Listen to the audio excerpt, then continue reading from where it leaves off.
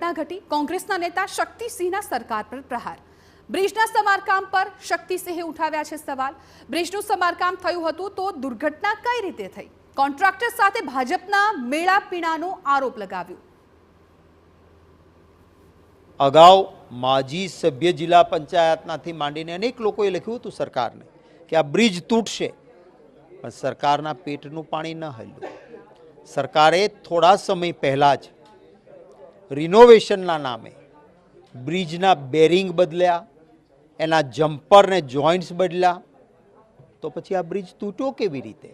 એનો અર્થ સ્પષ્ટ છે કે જે ગુજરાતમાં એક કોન્ટ્રાક્ટરો કહે છે કે કોમ્પિટિશનમાં બીડ ભરીએ, સ્પર્ધાત્મકમાં સૌથી ઓછા ભાવ ભર્યા હોય, અમારું ટેન્ડર પાસ થવું જોઈએ અને વર્ક ઓર્ડર મળવો જોઈએ। વર્ક ઓર્ડર ત્યાં સુધી નથી મળતો જ્યાં સુધી ભાજપને ધન સંગ્રહમાં રૂપિયા કમલમમાં ના આપીએ।